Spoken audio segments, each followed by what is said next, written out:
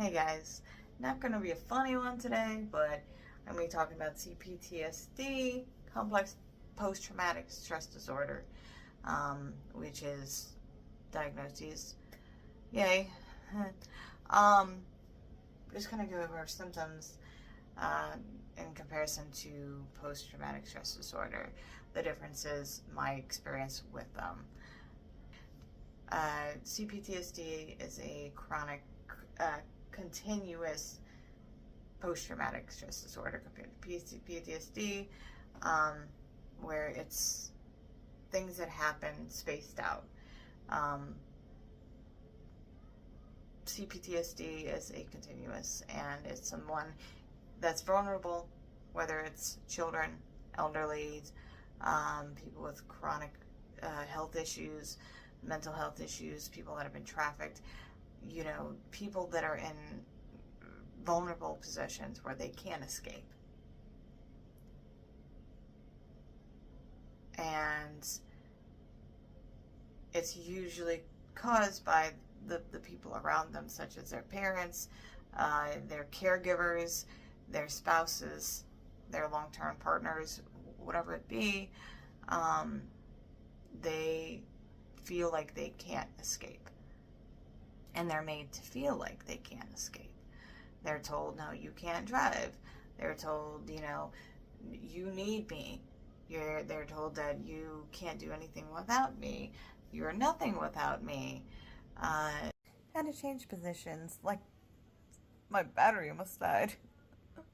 In any case, the people that are the most vulnerable are the ones that suffer from this. That they have to go through that, and it's the most sickest thing that I can think of, that you can do something like that to someone else. Machiavellianists, narcissists, the people that I'm scared of the most, because it causes hypervigilance. You can't communicate without being hyper vigilant of that person, the people around you, your behaviors, your actions. You want to make sure that they're not mad at you, they're not going to hurt you, they're not going to attack you or use things against you, but also you're afraid. In my case, I'm afraid, and he starts saying that instead. I'm afraid I'm going to piss people off, I'm going to scare people away, I'm going to push people away because of a facial expression. Stupid, right? Facial expression, or my tone of voice, or laughing at the wrong time. Things that normally we wouldn't focus on so much. It's a hypervigilance of those behaviors. Isolation is another one. Isolation, either caused by the hypervigilance, where it's emotionally taking a toll on you. You need to just shut off and get away from people. And what I do, turn off the lights and listen to music until 4 o'clock in the morning, stuff like that to get away from people. Need to get in your headspace to protect yourself. Or on the flip end, it's you feel like you're not good enough and you don't deserve to be around people, and the world will be better off without you. That's the other end, and it depends on the day. Could be one or the other. Depersonalization, derealization, and disassociation. Depersonalization and derealization, when you don't feel real. You feel like your world isn't real, nothing around you is real. You don't feel like you're the person that's in you. You feel like nothing around you is real. Like the world you're living in, you're so ingrained in your head and your safe space in your mind that you just, the world isn't real to you. And you lose a lot of time. You lose a lot of memories. Like, you might not be able to remember what happened a week ago or yesterday.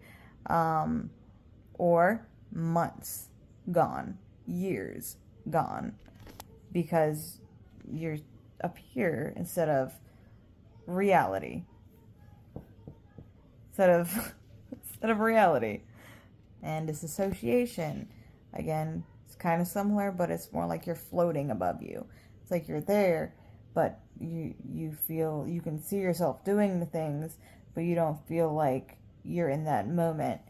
And sometimes it takes somebody to break you out of that. Sometimes nobody can break you out of that. Sometimes it's minutes, sometimes it's hours, and you're just floating above yourself. That's the best way I can describe it. And again, it's just something that takes your life away.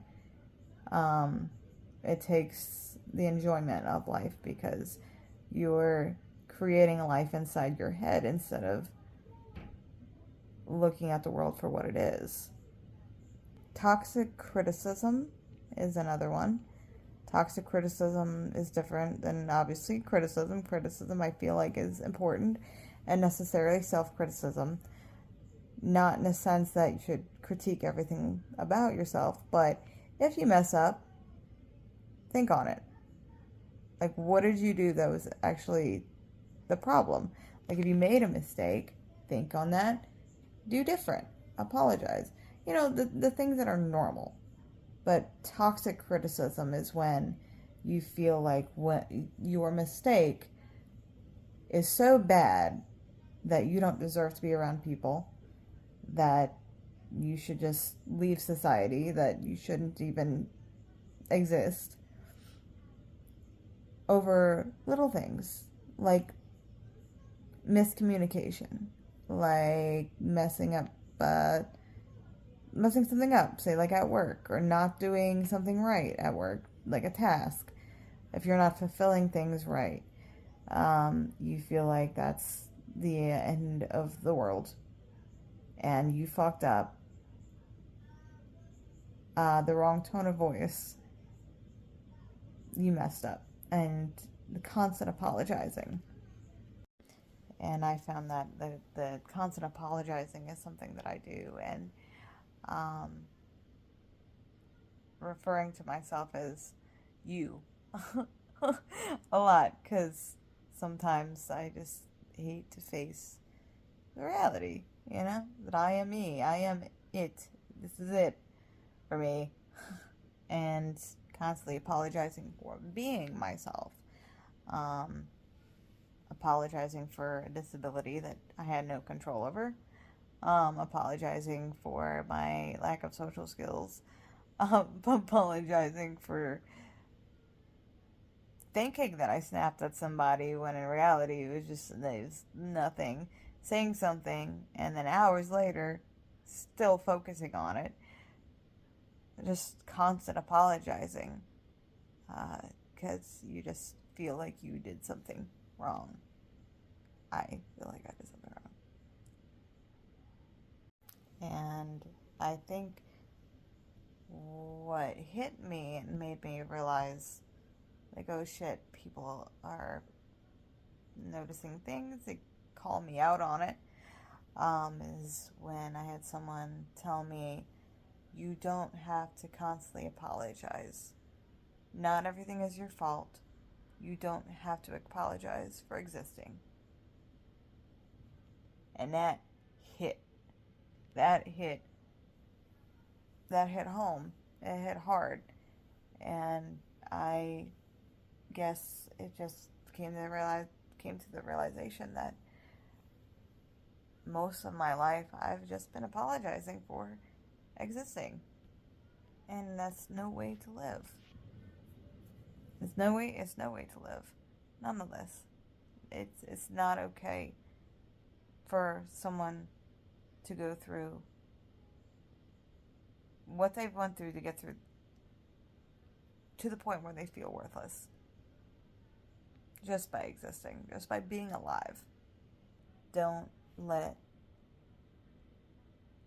people rob you from the enjoyment of life, from enjoying your life, from friendship, And don't allow your mind to do it either. Kind of talking to myself right here, huh? Talking to myself right here. Anyways, don't do that. I'm not sure where the end of the tunnel is going to lead, but I'm hoping for the best. It's okay to ask for help. It's okay to reach out. And hopefully, if you've gone through that, they're no longer in your life. And if they are, make the plans to leave. Make the plans to escape. But if you need help, don't be afraid to speak up. Because that's what they want. They want you to be afraid to speak up. They want you to stay trapped. And you're worth more than that. So, anyways, just a little video on, C-PTSD, I guess.